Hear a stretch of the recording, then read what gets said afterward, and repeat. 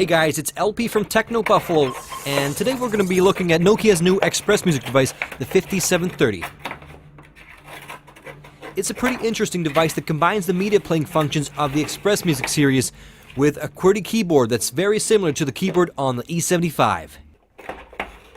So in this video, I'll be unboxing the device, and I'll be taking a look at the device's hardware and software, and I'll try to determine whether the 5730 is worth your hard-earned cash. So here it is. It's not at all a bad looking device. I actually like the red and black coloring. But let's put it aside for a sec and check out the accessories. The device comes with the standard Xpressmusic accessories. We have your standard Nokia charger, which is always handy. I can add it to my collection, still sticking with my theory that there are more Nokia chargers in the world than actual people. The device comes with a 1000 mAh battery, a USB sync cable which is quite short, I may add. I guess the recession has taken its toll. We also have your operation manuals and software, and the software is actually on a mini DVD, which can be tricky if you own an optical notebook drive, for example. I gotta mention, one time I could not resist the urge and stuck one of these mini CDs in my old Acer notebook. I hit the eject button, and 3 years later I'm still waiting for the CD to come out. Anyways, the device also comes with a pair of inner ear headphones, which, if are anything like the N97 headphones, aren't too bad. The device also comes with a hands-free extension with playback controls, which is nice. Okay, those were the accessories. Let's take a look at the device itself. I actually kind of like the look of the device. It looks a lot like the E75, which was Nokia's mid-range business device that was launched in the spring of this year. The exterior of the 5730 Xpressmusic resembles the E75 to quite an extent. They're basically almost identical. The plastic covers have been changed, but the features are pretty much the same. A dedicated button for gaming has been added under the earpiece, and on the side of the screen you can find dedicated buttons for the music player. The device is equipped with a 3.5mm headphone jack, which is a standard feature for the Xpressmusic series. The device also sports a USB sync port for connecting with your PC, and the device comes pre-installed with an 8GB micro SD card, which adds a little bang to the buck. On the opposing side, there's a dedicated button for the camera and a volume up and down rocker key. The back of the device wields a 3.2 megapixel camera with an LED flash. Build quality of the device is solid. It does feel a bit plasticky, but I think the 5730 can take a few hits like the average Nokia phone. So let's put the device to a real test.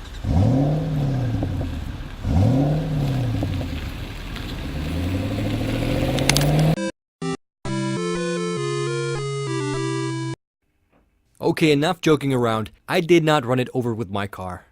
Or did I? Anyways, the screen on the device is 2.4 inches with a resolution of 320 by 240 pixels. Brightness and contrast is good, and color reproduction is also very satisfactory. The screen supports up to 60 million colors. But let's get to the most interesting feature on the device, which is the QWERTY keyboard. The slide-out mechanism on the QWERTY keyboard is quite solid. The keyboard pops out with a nice snap. The keyboard itself is pretty much the same as the one on the E75. The keys are nice and big, and I have to say the QWERTY keyboard on the device is actually surprisingly good for a device in this price range. The keys have an okay feedback when pressed, but they could be a bit more elevated. The top row of keys is quite close to the screen, which causes at least my fat thumbs to rub against the screen when hitting the keys. I like the fact that even though the device has a dedicated QWERTY keyboard, it also has the basic phone numpad. Although the numpad does feel a bit plasticky, and the D-pad has a slight squeak to it. But I do like the LCD dot font that they've used on both the numpad and the keyboard. Okay, let's take a look at the software. I've mentioned in the past that I'm not too fond of the Symbian S60 operating system. It's definitely starting to show its age, but on the non-touchscreen device, it can be very efficient. The user interface is quite snappy and works without a hitch. On top of the home screen, a new widget has been added for your favorite contacts. It's a cool addition to the UI, and it works nicely. Another cool feature is that you can add an online RSS feed to any contact. Also featured on the home screen are icons for quick access to the OV messaging app, email, and music player. On the bottom there's a row of quick launch icons for some of the more used applications. The Facebook app especially seems to work quite nicely with the device. The Symbian music player is quite decent. It's nothing too flashy, but it gets the job done.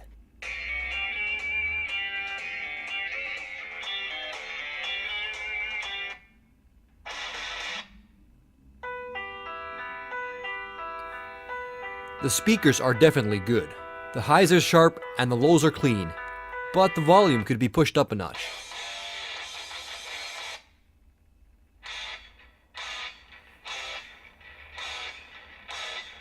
The device comes pre-installed with an 8GB memory card, which is quite a lot of space for legally purchased media content.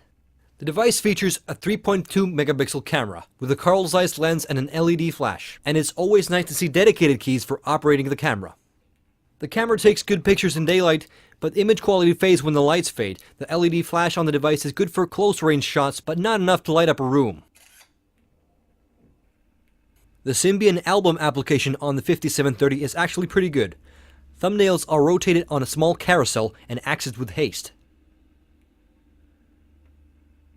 The album application is actually a lot better than the album app on the N97, which I reviewed earlier. The 2.4-inch screen is a bit small for web browsing, but the Symbian web browser handles HTML pages with ease.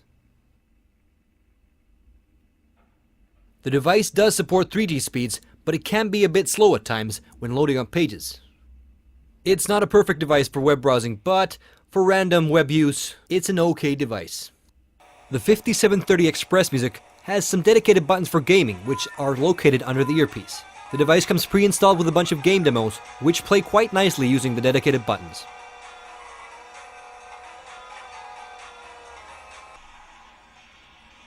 Wow, this game looks pretty cool. I'll definitely get this if the graphics look as good in-game.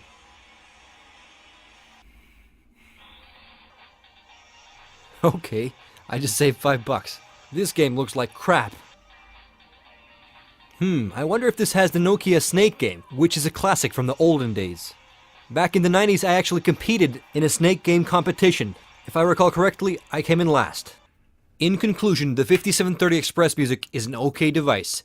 It has a good selection of features and a workable QWERTY keyboard. Audio playback on the device is great, and I kinda like the look and design of it. It's a nice fit in the hand and it feels solid enough. Taking into account what you get for the price, I think this device deserves Techno Buffalo approval. Catch you next time, LP signing out.